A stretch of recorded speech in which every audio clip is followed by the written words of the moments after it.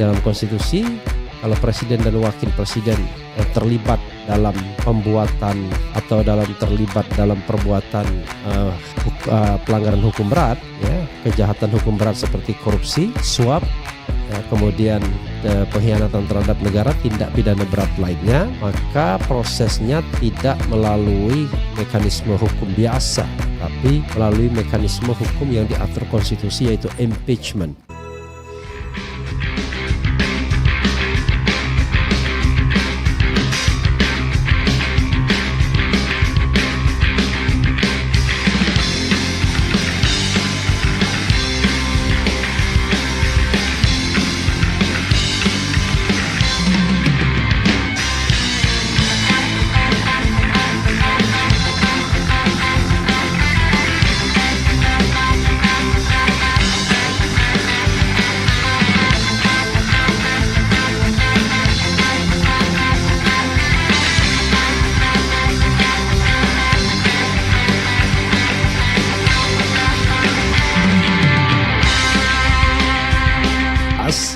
Adalah soal keceplosan Rocky, ya, di acara yang viral di iNews ketika dia membuat a closing statement. Tapi rupanya ini dimuat di pemberitaan media. Kalau tidak dimuat di pemberitaan media, saya tidak akan mengulasnya lebih lanjut, ya, karena ngeri-ngeri sedap. Tapi karena sudah dimuat di media,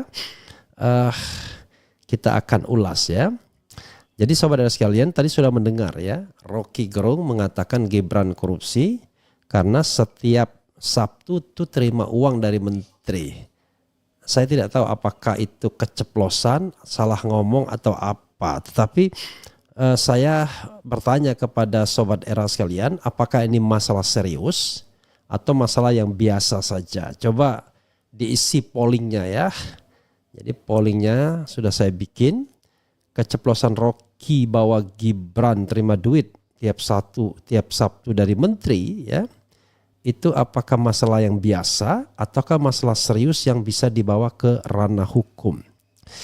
Jadi A, serius dan bisa dibawa ke ranah hukum, B, tidak serius, garis miring biasa saja. Baru 54 yang voting karena baru beberapa menit yang lalu, ya.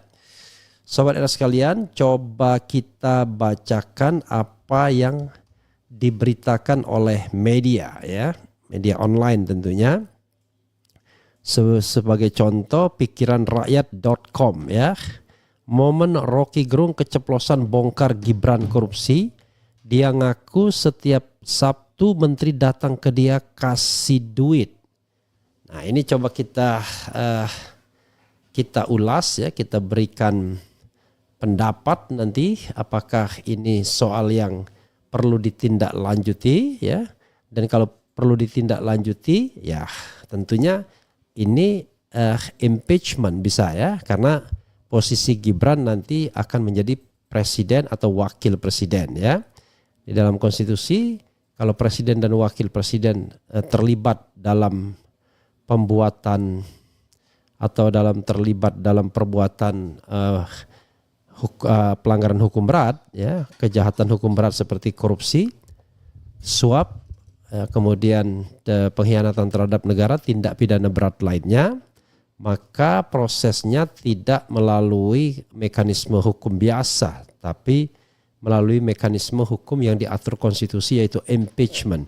Walaupun perbuatan itu dilakukan pada saat ketika yang bersangkutan belum menjadi presiden atau wakil presiden, karena kalau di proses hukum biasa maka dia akan apa istilahnya, ya, bisa jadi merendahkan martabat presiden dan wakil presiden tersebut.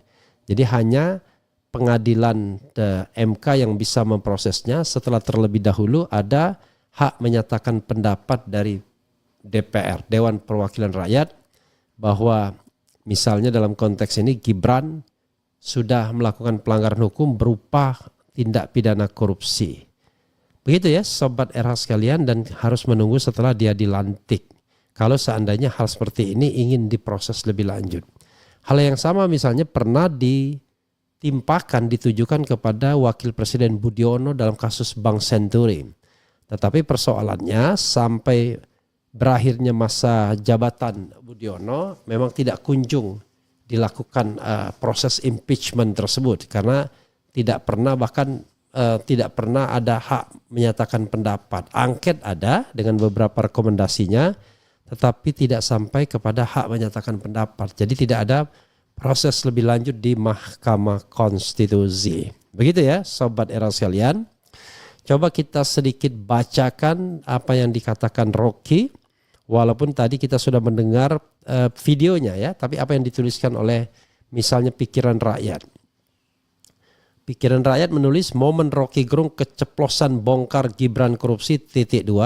Dia ngaku setiap Sabtu menteri datang ke dia kasih duit ya. Memang Sobat Era sekalian, ketika Gibran menjadi wali kota sudah menjadi rahasia umum. Ya, ada menteri-menteri yang bolak-balik Jakarta, Solo dan lain sebagainya. Bahkan kalau seandainya sang putra mahkota minta temani, itu menteri bisa terbang dari Jakarta. Terutama menteri yang penakut ya pastinya ya.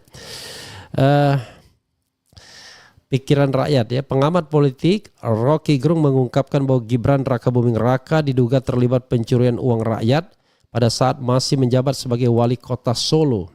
Dia tampaknya keceplosan membongkar borok putra sulung Presiden Jokowi tersebut ketika mengisi acara talk show.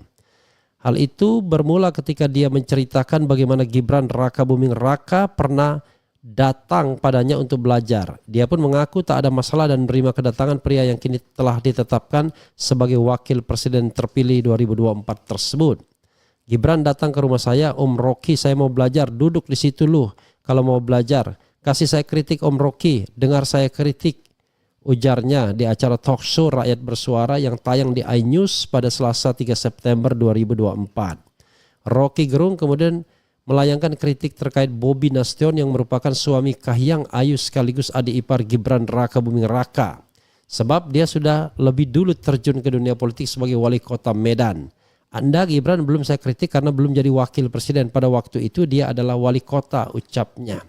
Dia ngaku bahwa setiap Sabtu berbagai macam menteri datang ke dia, kasih duit supaya memuluskan urusan di Solo. Saya bilang, you koruptor tuh, kata Rocky Gerung menambahkan. Dia kemudian melanjutkan ucapannya terkait kritikan yang diberikan kepada Gibran. Nanti kita setel lagi ya videonya. Rakabuming Raka kala itu. Pengamat politik yang rajin mengkritik kebijakan pemerintah itu mengatakan bahwa putra sulung Jokowi tersebut tak marah dengan kritikannya. Saya kasih kritik, dia nggak marah karena saya terangkan saya kritik kamu karena saya tanya you datang sebagai apa? Sebagai wali kota. Ya mendua Om, saya juga datang karena saya bosan ikut kuliah-kuliah di sekolah PDIP. Dia bilang begitu, tutur Rocky Gerung. Ketika akan melanjutkan ucapannya, dia kemudian diinterupsi oleh pembawa acara yang menanyakan kembali pengakuannya soal Gibran Rakabuming Raka didatangi menteri setiap minggu di Solo. Namun Rocky Gerung tampak tak mau membahas dan langsung mengalihkan pembicaraan. Ya udah, you nggak usah tanya itu, ucapnya. Oke, begitu ya Sobat RH sekaligus. Kok Sobat RH sekaligus? Sobat RH semuanya ya. Luar biasa pagi ini kita memulai on time ya. At 5 o'clock ya, saya sudah wanti-wanti kita harus mulai on time dan ini live, don't worry ya. Kalau Anda memberikan komentar, insya Allah akan saya bacakan. Saudara sekalian, jelas ya tadi ya, dia mengatakan setiap Sabtu berbagai menteri datang, kasih duit, you koruptor ya. Tapi begitu mau diklarifikasi lebih lanjut, Rocky ya sudah you tidak usah tanya itu. Jadi ini memang masalah yang saya tidak tahu serius apa enggak ya. Tapi saya pakai polling ya. Keceplosan Rocky bahwa Gibran terima uang dari menteri tiap Sabtu adalah masalah yang titik-titik. Baru 587 yang voting. A serius dan bisa dibawa ke ranah hukum 88%. B tidak serius garis miring biasa saja ya. Komentarnya baru 1. Biasa aja, KPK-nya juga ngebadut. Rakyat lagi diolok-olok sama penguasa. Bisa apa? Coba rakyat jelata. Jadi biasa aja karena KPK-nya juga ngebadut. Bukan karena kasusnya tidak serius ya. Dia pesimis bahwa ini akan ditindaklanjuti oleh KPK. Sama seperti pesawat jet ya, private jet. kok tiba-tiba melempem KPK-nya. Nah ini yang jadi persoalan Sobat Era sekalian ya. Kalau saya ya namanya korupsi itu ya walaupun dia masih kecil ya tetap harus diproses. Jangan kemudian kita mentoleransi sikap koruptif ya. Jadi zero tolerance to corruption harusnya. Kalau memang selama menjadi wali kota Gibran terima duit ya setiap Sabtu oleh ke menteri-menteri ya dua-duanya bisa dipermasalahkan ya. Nggak mungkin kan pemberian uang itu dalam konteks cuma sekedar ngasih teman ya kan, bagaimanapun dia pejabat publik. Dan satu lagi, kalau dia misalnya memang diberikan uang tersebut dan nggak mungkin dikasih cuma 500.000 kan misalnya, ya harusnya dilaporkan ke KPK sebagai gratifikasi, tapi kan nggak pernah dilaporkan. Karena itu ini masalah yang serius kalau kita melihatnya dari good governance, clean government. Tapi kalau kita melihatnya bahwa orang Indonesia biasa aja terima duit seperti itu, ya gawat. Memang akhirnya tradisi kita untuk memberantas korupsi itu tumpul karena jiwa atau kelakuan yang permisif terhadap kelakuan seperti ini. Orang biasa aja kasih duit itu. Kalau Rocky dikasih Gibran, Raka Buming Raka, duit nggak ada masalah. Karena Rocky bukan pejabat publik misalnya, ini misal ya, dikasih siapapun nggak ada masalah. Yang mau konsultasi, yang mau belajar dan lain sebagainya. Tetapi kalau Gibran yang terima uang, ya dia pejabat publik. Nggak enak jadi pejabat publik. Ya memang begitulah hukumnya. Kalau mau enaknya ya jangan jadi pejabat publik, jadi pengusaha yang tidak tergantung dengan polisi negara, tidak takut diobok-obok negara ya, seperti yang pernah disampaikan Habil Marati ya, salah seorang pengusaha yang mendukung Anies Baswedan, ya dia santai aja, nggak pusing kepalanya karena bisnisnya tidak tergantung dengan kebaikan atau kebijakan pemerintah. Nah itu baru yang benar ya. Kalau tidak benar ya tadi bisnisnya tergantung pada kebaikan pemerintah, sehingga takut betul kalau seandainya kemudian mendapatkan konsekuensi kalau bertindak atau bersikap kritis. Kan banyak begitu. Makanya saya katakan orang-orang seperti itu orang miskin. Jadi orang yang takut kehilangan bisnis, takut kehilangan kekuasaan itu orang miskin ya. Mentally ya, dia miskin secara mental ya. Itu Sobat RH sekalian ya.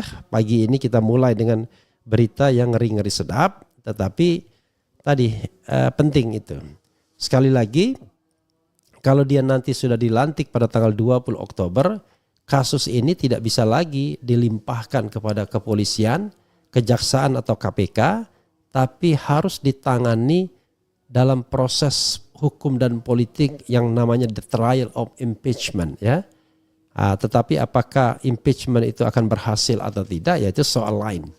Karena impeachment itu memadukan proses politik, hukum dan politik. Dimulai dari inisiasi DPR untuk menggunakan hak menyatakan pendapat atau mungkin didahului angket sebelumnya. Setelah itu dikirimkan ke Mahkamah Konstitusi. Mahkamah Konstitusi punya waktu 90 hari untuk memutuskan ya apakah tuduhan, tudingan atau dakwaan DPR itu beralasan hukum atau tidak. Kalau memang tidak, ya sudah, case close, selesai. Tapi kalau beralasan hukum dikembalikan ke DPR. Kemudian DPR akan mengundang sidang pemberhentian presiden dan wakil presiden, di mana DPR kemudian ditambah anggota-anggota DPD, jadilah dia Majelis Permusyawaratan Rakyat. Begitu mekanismenya ya. Saya bicara tentang prosedurnya, tetapi apakah kemudian secara substansi dan materi memenuhi syarat atau tidak, itu soal lain. Saya mengatakan sebenarnya yang impeachable, yang bisa dapat di-impeach itu yang paling gampang itu soal ijazah. Jadi kalau benar dugaan Bambang Tri termasuk lawyernya Egy Sujana, Hozinuddin, bahwa Jokowi menggunakan ijazah palsu selama ini, itu sebenarnya impeachable, bisa di-impeach. Tapi masalahnya adalah ya DPR-nya tidak menggunakan hak inquiry-nya, tidak melakukan hak penyelidikannya. Padahal mudah sekali. very easy to prove ya apakah menggunakan ijazah palsu atau tidak. Nah, dalam konteks inilah yang sebenarnya kita lihat bahwa tidak ada keseriusan dari partai semacam PDIP untuk melakukan klarifikasi lebih jauh kepada Presiden Jokowi karena akan menjadi senjata makan tuan ya. Karena PDIP lah yang mencalonkan Jokowi mulai dari Wali Kota Solo, Gubernur DKI dan kemudian Presiden Republik Indonesia. Jadi apakah kemudian itu bisa dibuktikan atau tidak? Mudah sekali membuktikannya. Lalu apa gunanya kalau seandainya memang pembuktian itu ada? Ya bisa saja bahwa dia tidak memenuhi syarat ya, walaupun selesai kemudian ada keputusan politik dan hak-haknya sebagai presiden yang pensiun dibekukan misalnya begitu. Misalnya ya. Jadi sahabat sekalian yang seperti itu ada seninya dari sisi politik dan hukum. Ya. Jadi Donald Trump ketika dia sudah pensiun pun mau di-impeach, tetapi kemudian impeachment-nya tidak memenuhi syarat, bukan tidak bisa tapi tidak memenuhi syarat dukungan ya dari Senat, karena kita tahu bahwa Senat itu terdiri dari Demokrat dan Republik dan harus 2/3 dari Senat menyetujui untuk melakukan di-impeach-nya seseorang kan, seorang presiden atau seorang wakil presiden. Begitu sobat era sekalian. Tapi nanti dicek lagi ya soal Donald Trump ya. Karena kalau seandainya dia berhasil di-impeach harusnya dia tidak bisa mengajukan diri sebagai calon presiden lagi. Harusnya begitu ya. Kalau rezim yang ngomong begitu artinya bercanda. Kalau rakyat biasa itu pelanggaran hukum. Ya sahabat era sekalian itu saja ya. Saya tidak tahu apakah ini akan berlanjut atau tidak. Tetapi kita harus mengatakan zero tolerance to corruption. Jadi tidak boleh ada toleransi kepada korupsi, apalagi korupsi yang dilakukan oleh pejabat tingkat atas. Dalam hal ini wakil presiden sebentar lagi ya, karena sudah menjadi wakil presiden terpilih.